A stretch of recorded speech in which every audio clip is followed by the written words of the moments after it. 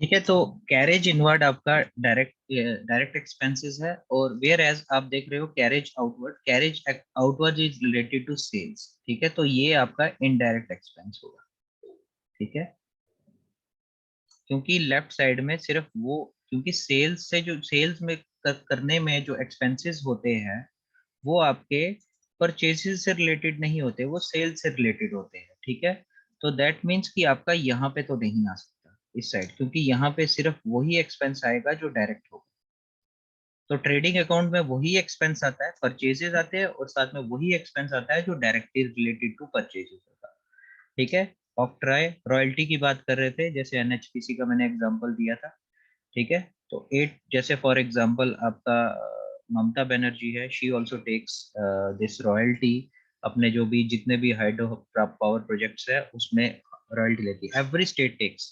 ठीक है, या फिर आपको रेता मिट्टी वगैरह जो घर के लिए यूज होता है, उसको उठाने के लिए गाड़ियां जब क्रॉस करती है, जहां से लेके आती है, वहां भी उनको रॉयल्टी टैक्स देना पड़ता है। ठीक है, तो वैसा ही केस अगर आपके बिजनेस में कहीं पे आपको रॉयल्टी देनी है, वो आपका यहाँ पे आएगा, क्योंकि this is directly related to आपका डायरेक्ट बिजनेस जो है। ठीक है, उसके बाद two expenses related to manufacturing, जितना भी आप मैन्युफैक्चर कर रहे हैं उसमें जो एक्सपेंसेस आएगा वो सारा का सारा आपका ट्रेडिंग अकाउंट में डेबिट साइड में आएगा। This is basically debit side. ठीक है, और ये आपका है क्रेडिट साइड। तो ये जो एक्सपेंसेस है, जैसे फॉर एग्जांपल कोल आपने यूज किया है, फ्यूल आपने यूज किया है, गैस आपने यूज किया है, वाटर आपने यूज किया है, वेजेस आपने दिए हैं, फैक्ट्री एक्सपेंसेस है, मैन्युफैक्चरिंग एक्सपेंसेस है, जितना भी ये चीज है, ये सारा का सारा आपका एक्सपेंडिचर साइड और debit side of the trading account आएगा। तो कभी भी आपको कोई ऐसा सवाल आ जाए, सब कोई आपसे पूछ ले कि बताओ कैरेज इनवर्ड कहाँ आएगा, तो आप बता सकते हो कि debit side of the trading account. ठीक है, उसी तरह same is the case with by sales, income sale से आती है। ठीक है, यहाँ भी सेम टू सेम होगा।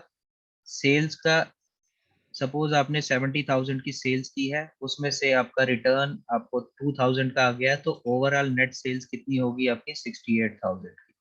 ठीक है, उसके अलावा आप क्या करोगे, जो भी आपके पास at the end of the year बचेगा क्लोजिंग स्टॉक, उसको आप यहाँ पे लिखोगे। ठीक है, सपोज 30,000 है, वो आपको यहाँ लिखना पड़ेगा। तो देखो, अगर ये इनकम ज्यादा होगी और एक्सपेंडिचर कम होगा, ठीक है, तो आपको प्रॉफिट होगा। वो प्रॉफिट आपने जो साइड लेस है वहां पे लिखना होता है। जैसे फॉर एग्जांपल देता हूं आपको, यहाँ पे आपका प्रॉफिट जो है वो 70,000 का है इनकम, वेयर एज आपका जो एक्सपेंसेस है वो सपोज 50,000 है, राइट? तो मैंने आपको बैलेंस करना सिखाया है। 70,000 यहाँ है, तो यहाँ पे भी 70,000 कर दोगे, और जो जितने से कम है ये 20,000, this will be your gross profit. ठीक है, बिकॉज इनकम आपकी बड़ी है। तो जो छोटी साइड होगी वहीं पे आपको लिखना है, बस चेक करना है कि अगर एक्सपेंसेस ज्यादा होंगे और इनकम का कम होगी तो लॉस होगा, वो राइट साइड में आएगा। देखो, उल्टा कर देते हैं इसको उल्टा कर देते हैं। अगर 70,000 यहाँ होता और यहाँ पे 50,000 ही होता, तो इन दैट केस क्या किया जाता? 70,000 यहाँ लिखते और 20,000 यहाँ पे, और इस बार ये क्या होता? लॉस होता। Is it clear? Excuse me sir. हाँ जी। सर जब ये डेबिट वाली साइड जब ज्यादा होगी तो तब उस टाइम पे ये प्रॉफिट आएगा, ग्रॉस प्रॉफिट। जब डेबिट साइड ज्यादा होगी, आप लॉजिक खुद लगाओ ना, जब डेबिट साइड ज्यादा होगी दैट मींस एक्सपेंसेस ज्यादा होंगे आपके। हाँ, तो देन प्रॉफिट। प्रॉफिट कैसे आएगा? एक्सपेंसेस ज्यादा हुए तो प्रॉफिट आएगा।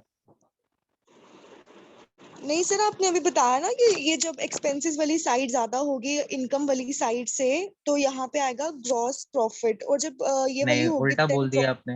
मैंने ये नहीं बोला।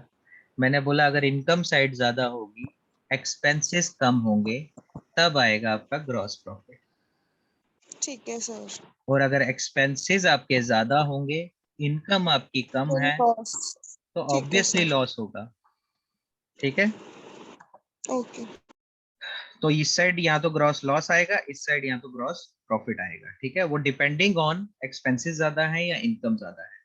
वेयर एज अब देखो कैरेज इनवर्ड तो आपने लिख दी, ये तो आपका डायरेक्ट एक्सपेंस था। अब सेल्स से रिलेटेड है कैरेज आउटवर्ड, ठीक है, कैरेज आउटवर्ड। तो ये तो आपका एक्सपेंस है, ट्रायल बैलेंस में हमने किया था। तो ये कहाँ आना चाहिए? क्या ये सेल्स के नीचे आना चाहिए? No sir. क्यों? What is the reason? Sales के नीचे क्यों नहीं आना चाहिए? जैसे परचेजेस के नीचे यहाँ पे उसका एक्सपेंस आ गया। इनडायरेक्ट एक्सपेंस है, हाँ जी, इनडायरेक्ट एक्सपेंस है सर जी। ठीक है, तो यहाँ क्यों नहीं आएगा? सिर्फ प्रॉफिट लॉस अकाउंट में जाएगा सीधा जी। नहीं, यहाँ क्यों नहीं आएगा? मेरा सवाल कुछ और है, आप समझ हाँ नहीं रहे। मैं कह रहा हूँ यहाँ क्यों नहीं आएगा? Anyone, anyone? देखो यही यही चीज है, कॉमन सेंस लगानी होती है, ठीक है। कोशिश करो कि इस चीज को समझो।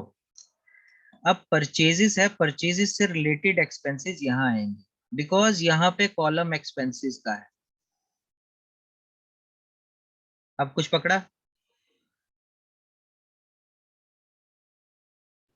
रियाज? सर इसमें एक्सपेंसेस इंक्लूड नहीं होते सर इसमें। अब देखो एक्सपेंसेस ये वाले, ये इनडायरेक्ट एक्सपेंस है, राइट? बट सेल्स के नीचे क्यों नहीं आएगा? बहुत ही सिंपल लॉजिक है, because this is the portion of income. Income. So income के नीचे कभी भी एक्सपेंस नहीं आ सकता। इनकम, मैंने कहा दिस इज ए स्टेटमेंट जहां पे एक्सपेंसेस को इनकम के साथ लड़ाया जाता है, ठीक है। तो यहाँ पे इनडायरेक्ट एक्सपेंस अगर है तो वो इसके नीचे नहीं आ सकता, because this is the column of income. So हमेशा याद रखना कि एक्सपेंसेस होंगे वो हमेशा लेफ्ट साइड में, डेबिट साइड में आएंगे, और इनकम हमेशा राइट साइड में आएगी। तो अब जब ये कैरेज आउटवर्ड बच गया, ये कहाँ लिखा जाएगा? तो इसके लिए हमारा प्रॉफिट एंड लॉस आता है। इसमें देखो यहाँ पे लिखा गया है left over income oblique gains and expenses other than sales, ठीक है। वो एक्सपेंसेस जो सेल्स से, जो, एक मिनट, आप इसको गलत कर दिया हुआ है, ये अदर देन परचेजेस लिखो, ठीक है, बाय मिस्टेक गलत हो गया। Expenses other than purchases, other than related to purchases, या ऐसे परचेजेस लिख लो, या left over income oblique gains, ये सारे के सारे कहाँ पे आएंगे? आपके प्रॉफिट एंड लॉस अकाउंट में। जो भी इनडायरेक्ट गेन है, इनडायरेक्ट एक्सपेंस और इनडायरेक्ट इनकम, वो आपकी कहाँ आएगी? प्रॉफिट एंड लॉस में। आप यहाँ पे देख रहे हो जो आपका ग्रॉस प्रॉफिट था वो यहाँ कैरी फॉरवर्ड हो गया, ठीक है। अगर लॉस होगा तो वो इस साइड लिखा जाएगा, बिकॉज वो भी आपका एक्सपेंसेस और लॉसेस एक ही कॉलम में लिखे जाते हैं। बताया था एक्सपेंसेस और लॉसेस हमेशा क्या होते हैं? डेबिट, ठीक है। तो एक्सपेंसेस और लॉसेस, तो लॉस जो वहां से उठ के आएगा वो आपका डेबिट साइड चला जाएगा, और अगर प्रॉफिट उठ के आ रहा है तो वो आपकी इनकम होती है, तो वो आपके राइट साइड में आ जाएगा। Is it clear? ठीक है, पहली ब्रांच तो आपको ग्रॉस प्रॉफिट उठा के लाना है। फिर उसके बाद two expenses related to office, पीछे वाले जितने एक्सपेंसेस थे वो रिलेटेड टू फैक्ट्री, ठीक है। वहां पे आपका वेजेस भी काउंट हुआ था, ठीक है। तो यहाँ पे जो आपने एक एस्टेब्लिशमेंट, ऑफिस की एस्टेब्लिशमेंट बनाई होगी, उससे रिलेटेड जो भी एक्सपेंसेस होंगे, अगर आप वहां पे सैलरी दे रहे हो एम्प्लॉइज को, तो वो आपका कहाँ पे आएगा? प्रॉफिट एंड लॉस में। अगर आप रेंट दे रहे हो, टैक्सेस दे रहे हो, वो सारा कहाँ आ जाएगा? ये रेंट, आरटी का मतलब होता है रेंट रेट एंड टैक्सेस, ठीक है। रेंट दे रहे हो या टैक्सेस दे रहे हो, वो सारा का सारा इसमें आएगा। याद रखना क्वेश्चन ऐसा ही आता है। टेलीफोन एक्सपेंसेस, ये भी आपका इनडायरेक्ट एक्सपेंस है, ये आपका यहाँ आ जाएगा। Electricity charges, audit fees, adult fees लिख दिया, सॉरी। ये मैंने किसी को कॉपी करने के लिए बोला था, मेरी कॉपी उसने गुम कर दी थी, तो उसने जब फेयर की ना तो उसने सारा कुछ इधर उधर ही कर दिया।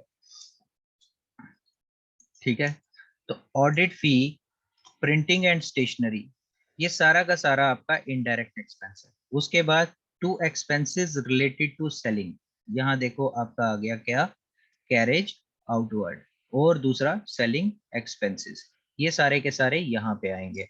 उसके बाद two financial expenses, interest on loan, देखो loan is a liability, whereas, तो लोन यहाँ पे नहीं आएगा, वेयर एज इंटरेस्ट जो दे रहे हो इस लोन पे, वो आपका क्या हो जाएगा, एक्सपेंस हो जाएगा।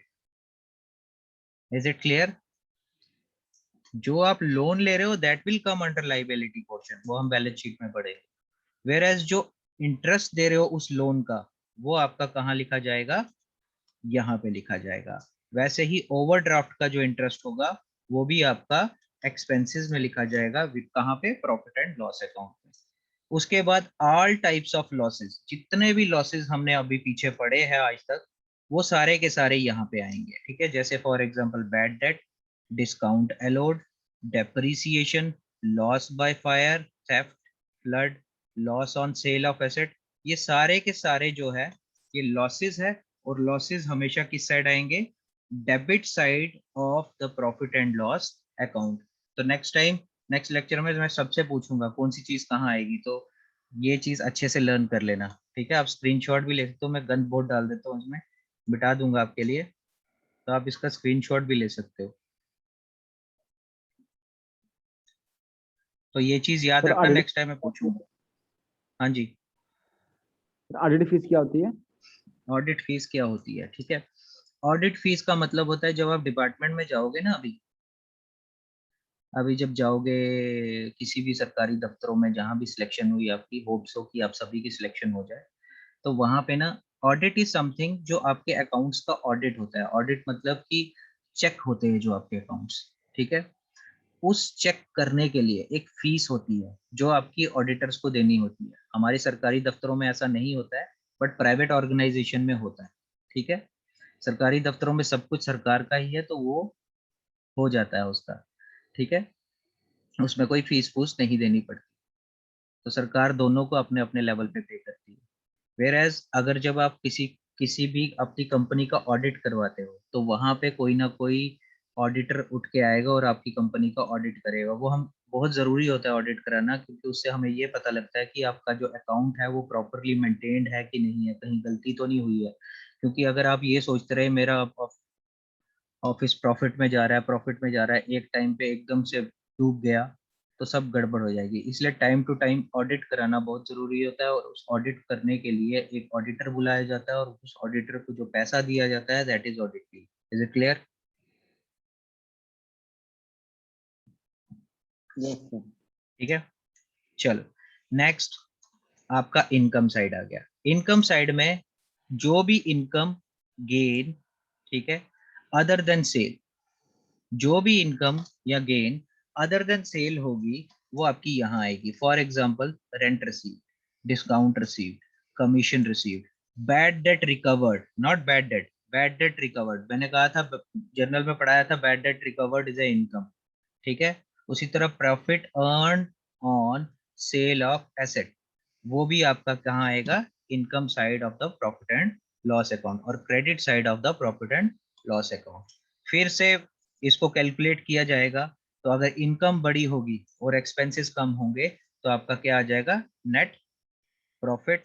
और अगर एक्सपेंसेस ज्यादा है, ठीक है, और इनकम कम है, तो आपका क्या बन जाएगा, नेट लॉस।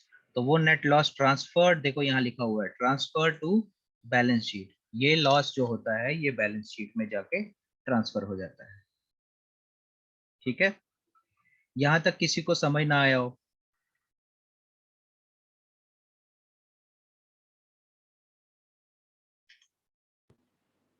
एनीवन? लिब्या?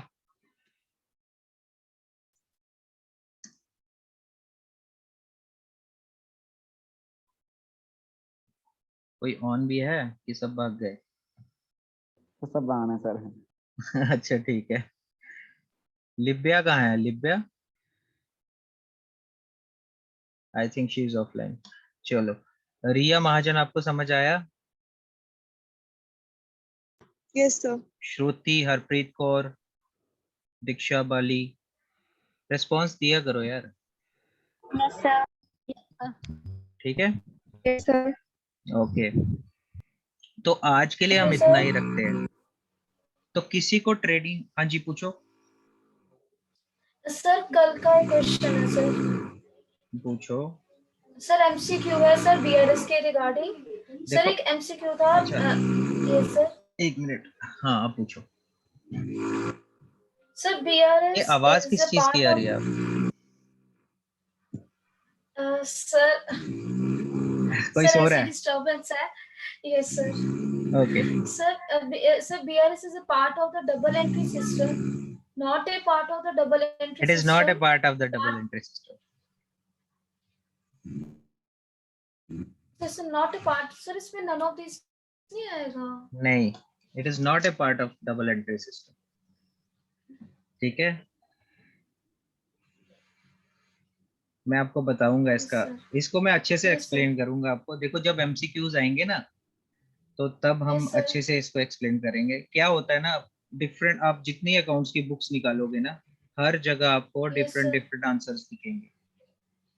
ठीक है, तो इसीलिए आप ऑथेंटिक सोर्स, कल को हम जब टेस्ट सीरीज वगैरह का जो हम दे रहे हैं ना आपको, तो उसमें वो yes properly sir. Check test series है, उसमें आंसर भी सही होंगे, सब कुछ सही होगा। ठीक है, तो आप एक तो उसको प्रैक्टिस भी कर लेना, साथ में उसको याद भी कर लेना, उससे बाहर क्वेश्चंस नहीं आएंगे। दैट आर मतलब मोर देन आई थिंक 10 है तो कितना हो गया, 10 टेस्ट सीरीज का मोर देन 11 to 1200 क्वेश्चंस है।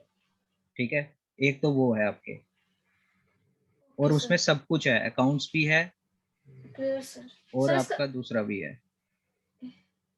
ठीक है, अभी ये सर आज एमसीक्यूज को मैंने मत लिया पकड़ो, गुरप्रीत सर से। मेरी बात समझो। अभी एमसीक्यूज को मत पकड़ो, यस सर। एमसीक्यूज हम पढ़ेंगे। लेट पूरा का पूरा ये टॉपिक ना, जो फाइनल अकाउंट्स का एडजस्टमेंट वगैरह सब कुछ खत्म हो जाएगा ना, फिर उसके बाद हम यस इसको सर। पढ़ेंगे। ठीक है, ओके एमसीक्यूज सर। को।